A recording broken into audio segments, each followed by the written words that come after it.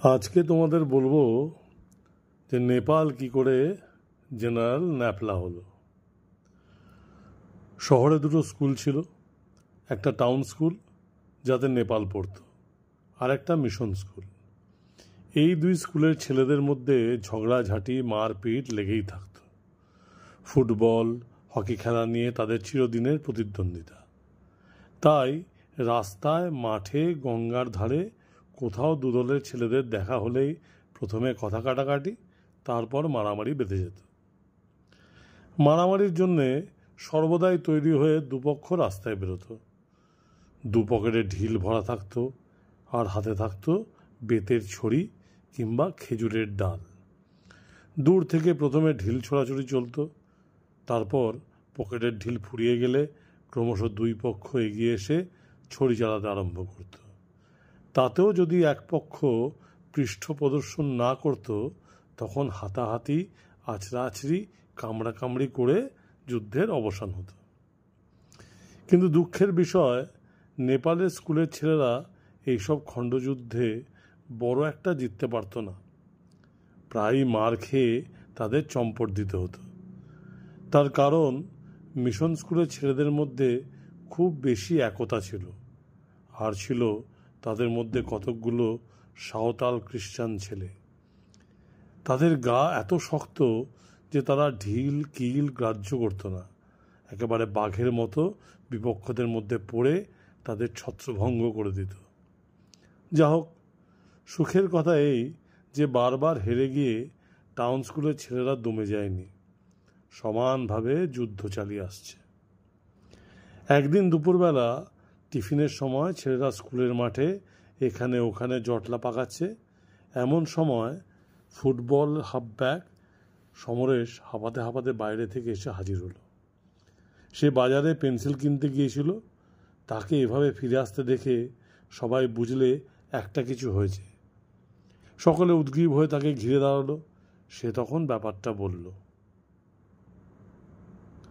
বাজারে 5 জন মিশন স্কুলের ছেলের সঙ্গে তার দেখা হয়। তারা তাকে দেখে একসঙ্গে এতখানি জিভ বার করে ভ্যাংচাতে আরম্ভ করে। সে যেখানে যায় তারাও জিভ বার করে আর পেছন পেছন যায়। সমরেশ একা আর 5 জন, তাই সে তাদের সঙ্গে ঝগড়া করতে সাহস করল না। শেষে দূর থেকে তাদের দুহাতে বৃদ্ধাঙ্গুষ্ঠ দেখিয়ে আজ বিকেলে দেখে নেব বলে সে দৌড়ে পালিয়ে এসছে। গল্প শুনে সকলের রক্ত গরম হয়ে উঠল। বাজারের মধ্যে জিভ ভার করে পিছন পিছন ঘুরে বেড়ানো দারুণ অবমাননা সকলের বর্মে গিয়ে বিঁধল। 2-4 জন ছেলে তখন গিয়ে তাদের শাস্তি দেওয়ার জন্য তৈরি ছিল, কিন্তু এই সময় ঘণ্টা পড়ে যাওয়াতে প্রতিহিংসা সাধন আপাতত মুলতুবি রাখতে হলো। স্থির হলো ছুটির পর দেখে নেওয়া যাবে। স্কুলের ছুটির পর যথাসময়ে দুই পক্ষের দেখা হলো এবং যুদ্ধ শুরু হলো। ফল কিন্তু আশানুরূপ হলো না। মিশন স্কুলের ছেলেরা জিভ ভ্যাংচানোর খবর জানত, তারা তৈরি হয়ে এসেছিল। কিছুক্ষণ যুদ্ধের পর দেখা গেল যারা প্রতিহিংসা নিতে গিয়েছিল তাদের হাতের চেয়ে পা বেশি চলছে, এবং বিশ্বাসঘাতক পাগুলো সেই দিকেই চলছে যেদিকে শত্রু নেই। সেদিন সন্ধ্যাবেলা টাউন স্কুলের ছেলেরা ভারী মনমরা হয়ে নিজেদের খেলার মাঠে বসেছিল। ফুটবলে লাথি মারবার উৎসাহ ছিল না। এই দারুণ দুর্দিনে ছোট বড়র ভেদ জ্ঞান ঘুচে গেছিল। নিচু ক্লাসের ছেলে, উঁচু ক্লাসের ছেলে সবাই বিমর্ষভাবে এক জায়গায় বসে নিজেদের শোচনীয় পরাজয়ের কথা ভাবছিল। লালুর কপালে ঢিবি হয়ে ফুলে উঠেছিল। সে তাতে হাত বোলাতে বোলাতে বলে উঠল, আমরা কি একবারও ওদের হারাতে পারবো না? চিরকালই কেবল হেরে মরব? সকলের মনে এই কথাটাই ঘুরছে, তাই কেউ আর জবাব দিল না। সুধা বলে একটা ছেলে, সে নেপালের বন্ধু বোধ হয়, সকলকে সান্ত্বনা দেওয়ার উদ্দেশ্যেই বলল, সেদিন ন্যাপলা কিন্তু ওদের একটা ছেলেকে খুব জব্দ করেছে। গিরিন ফুটবলের ক্যাপ্টেন, বয়সও সকলের চেয়ে বড়। সে জিজ্ঞেস করল, কি করেছে ন্যাপলা? সুধা বলে উঠল, ওহ, সে ভারী মজা। ন্যাপলা করেছি কি, একটা টিনের কৌটোয়। এই ন্যাপলা, তুই নিজে বল না। নেপাল কাছেই ছিল। গম্ভীর মুখে বলল, স্কুলে আসবার পথে রোজ ও স্কুলের একটা হুমদো ছেলের সঙ্গে আমার দেখা হতো। সে আমাকে দেখলেই তাড়া করে মারতে আসতো। আমি দৌড়ে পালিয়ে যেতাম। সেদিন একটা টিনের কৌটোয় কতগুলো জ্যান্ত বোলতা পুড়ে নিয়ে এসেছিলাম। ছেলেটা আমায় তাড়া করলো। আমি কৌটোটা ফেলে পালিয়ে এলাম। সেই কৌটো তুলে নিয়ে যেই তার ঢাকনি খুলেছে, অমনি বোলতাগুলো বেরিয়ে তার মুখে কামড়ে দিল। 2 মিনিটের মধ্যে তার মুখ ফুলে একবারে ফুটবল হয়ে গেল। সকলের মুখে হাসি ফুটে উঠল। গিরেন জিজ্ঞেস করলো, তুই কৌটোয় বোলতা পুড়লি কী করে? নেপাল যেন একটু আশ্চর্য হয়ে বলল, কেন? কৌটোর তলায় চিনি ছড়িয়ে বোলতার চাকের কাছে রেখে দিয়েছিলাম। তারপর 4-5টা বোলতা যখন চিনি খাবার জন্য ভেতরে ঢুকলো, অমনি ঢাকা বন্ধ করে দিলাম। সবাই হেসে উঠল। নেপালের বুদ্ধির পরিচয় তারা আগেও কিছু কিছু পেয়েছিল, এখন আবার নতুন করে পেয়ে বেশ খুশি হয়ে উঠল। গিরিন অনেকক্ষণ নেপালের মুখের দিকে চেয়ে রইল। তারপর বলল, ন্যাপলা, তোর তো খুব বুদ্ধি। ওদের হারাবার কোনো ফন্দি বার করতে পারিস? নেপাল তৎক্ষণাৎ বলল, পারি।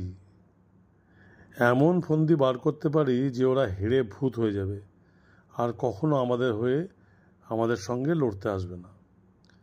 সকলে নেপালকে ঘিরে ধরল। কি ফন্দি, কি ফন্দি? ন্যাপলা শিগগিরই বল। সকলে ব্যস্ত হয়ে উঠল। নেপাল বিজ্ঞের মতো মাথা নেড়ে বলল, এখন বলবো না, বললে সব মাটি হয়ে যাবে। গিরিন্দা, তোমাদের 3-4 জনকে চুপি চুপি বলতে পারি। আমি মনে মনে সব ঠিক করে রেখেছি।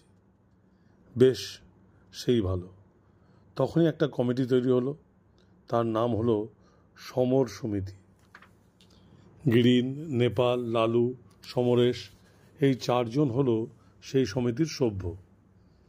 স্থির হলো এরা যা বলবে সেই মতে সকলকে চলতে হবে। কেউ যদি হুকুম অমান্য করে তার শাস্তি হবে। অতঃপর সমর সমিতির সভ্যরা আড়ালে গিয়ে পরামর্শ করতে বসল। নেপাল তখন তার মতলব প্রকাশ করে বলল। শুনে সকলে এক বাক্যে নেপালকে সেনাপতি করল। তার নাম হলো জেনারেল ন্যাপলা। মিশন স্কুলের ছেলেরা তাদের মাঠে বসে গল্পগুজব করছিল। এমন সময় সমরেশ একটা সাদা পতাকা হাতে করে তাদের সামনে গিয়ে দাঁড়ালো। জিজ্ঞাসা করল, তোমাদের সেনাপতি কে? সমরেশ ফুটবল খেলোয়াড়, তাকে সকলেই চিনত। সাদা পতাকা নিয়ে তাকে এসে দাঁড়াতে দেখে সবাই ভারী আশ্চর্য হয়ে গেল। এরকম ব্যাপার আগে কখনো ঘটেনি। একজন জিজ্ঞাসা করল, তুমি কোথা থেকে আসছো, কি চাও? সমরেশ বলল, আমি টাউন স্কুল সমর সমিতির দূত, তোমাদের সেনাপতির সঙ্গে দেখা করতে চাই। মিশন স্কুলের ছেলেরা চট করে ব্যাপারটা বুঝে নিল। তাদেরও খুব উৎসাহ হলো, কিন্তু সেনাপতি তো তাদের কেউ নেই। এতদিন এলোপাতারি যুদ্ধ চলেছে, সেনাপতি নিযুক্ত করার কথা তাদের মনেই আসেনি। তারা ওর মুখের দিকে তাকাতে লাগলো। কিন্তু সেনাপতি যে তাদের নেই এ কথা স্বীকারও করতে পারে না। তাদের ফুটবলের ক্যাপ্টেন প্রতাপ সেখানে দাঁড়িয়েছিল। সে এগিয়ে এসে বলল, আমি সেনাপতি। এই নতুন ধরনের খেলা পেয়ে মিশন স্কুলের ছেলেরা ভারী খুশি হয়ে উঠল। এই যেন জার্মানির সঙ্গে ফরাসির যুদ্ধ করবার উপক্রম হয়েছে। দূতকে তারা খুব খাতির করে বসালো, কারণ দূত শুধু অবদ্ধ নয়, তাকে অসম্মানও করাও ঘোর অসভ্যতা। সমরেশ আর প্রতাপ সামনাসামনি বসল। প্রতাপ সেনাপতির উপযুক্ত গাম্ভীর্য অবলম্বন করে বলল, শত্রুর দূত, এবার তোমার কি বক্তব্য আছে বলো। সমরেশ বলল, আমি তোমাদের বিরুদ্ধে যুদ্ধ ঘোষণা করতে এসেছি। সেনাপতি প্রতাপ বলল, উত্তম কথা। তোমাদের সেনাপতিকে? সমরেশ বলল, আমাদের সেনাপতির নাম জেনারেল ন্যাপলা। নেপালকে এরা কেউ চিনত না। ভাবলে নিশ্চয়ই খুব জবরদস্ত সেনাপতি, গায়ে ভীষণ জোর। সমরেশ বলতে লাগলো, এখন আমাদের সমর সমিতির বক্তব্য শোনো। আমাদের আর তোমাদের মধ্যে অনেক দিন ধরে যুদ্ধ চলে এসেছে, কিন্তু সেই যুদ্ধই নয়, শুধু ছেলে খেলা। আমরা চাই একদিন রীতিমতো যুদ্ধ হোক।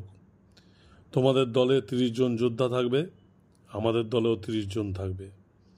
যুদ্ধের নিয়ম অনুসারে লড়াই হবে, তারপর ওই লড়াইয়ে যে পক্ষ হারবে চিরদিনের জন্য তাদের হার স্বীকার করে নিতে হবে। তোমরা রাজি আছো? সব ছেলে একসঙ্গে চিৎকার করে উঠল, রাজি রাজি রাজি আছি। সেনাপতি প্রতাপ হাত তুলে বলল, তোমরা চুপ করো, সেনাপতিকে বলতে দাও। তারপর কিছুক্ষণ মুখ ভীষণ গম্ভীর করে ভুরু কুঁচকে বসে থেকে বলল, আমরা তোমাদের প্রস্তাবে সম্মত আছি।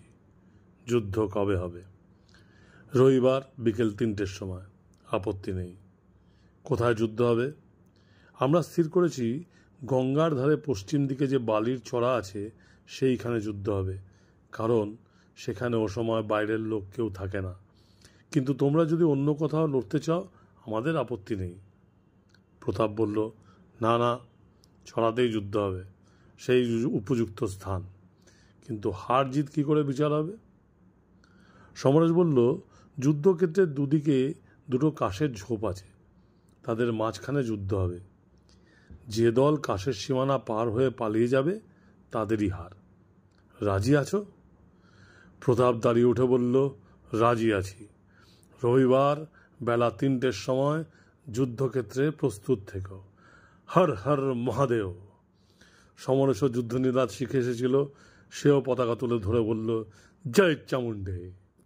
তারপর সেনাপতিকে ফৌজি কায়দায় স্যালুট করে সমরেশ ঝান্ডা কাঁধে করে চলে গেল। দুদিকে সমরসজ্জা চলতে লাগলো। মিশন স্কুলে বাছাই করা 30 জন সন্ডা ছেলেকে সৈনিক দলভুক্ত করা হলো। তারা চিরদিন জিতে এসেছে, তাই তাদের মধ্যে কোনো ভয় ছিল না। তারা চারদিকে বড়াই করে বেড়াতে লাগলো, এবার টাউন স্কুলের ছেলেদের মেরে পস্তা উড়িয়ে দেবো। নেপালের দলও যুদ্ধের জন্য তৈরি হলো। নেপাল 30 জন খুব চালাক আর মজবুত যোদ্ধা বেছে নিল। রোজ ঢিল ছোড়া, লাঠি চালানোর কুচকাওয়াজ চলতে লাগলো। নেপাল বাঁশি বাজিয়ে তাদের পরিচালনা করতে লাগলো। শনিবার রাত্রে সমর সমিতির 4 জন সভ্য চুপি চুপি যুদ্ধক্ষেত্রে গেল। অন্ধকারে ঘন্টা 2 ধরে তারা কি করলো, তারপর চুপি চুপি ফিরে এলো। কেউ জানতে পারল না। রবিবার 3টে বাজতে না বাজতে 2 দল যুদ্ধক্ষেত্রে গিয়ে হাজির হলো। সকলের হাতে খেজুর ডালের ছড়ি, পকেটে ঢিল ভরা। যুদ্ধক্ষেত্রটি উত্তর দক্ষিণ প্রায় 50 গজ লম্বা, চওড়া 30 গজ। নেপালের দল দক্ষিণ দিকে বালির ওপর গিয়ে দাঁড়ালো। মিশন স্কুল উত্তর দিকটা অধিকার করল। যুদ্ধ আরম্ভ হওয়ার আগে নেপাল তার সৈন্যদের এক বক্তৃতা দিল। ভাই সব, ধীরভাবে যুদ্ধ করবে, ঘাবড়াবে না। সেনাপতির হুকুম শোনা মাত্র পালন করবে। বাঁশির সংকেত মনে আছে তো? 1 ফু দিলে আক্রমণ করবে, 2 ফু দিলে পিছু হটবে, আর 3 ফু দিলে, মনে আছে তো? ব্যাস, বলো জয় চামুণ্ডে। যুদ্ধ আরম্ভ হলো। 2 পক্ষ প্রথমে নিজেদের কোটে থেকে ডিল ছুটতে ছুটতে আস্তে আস্তে এগোতে লাগলো।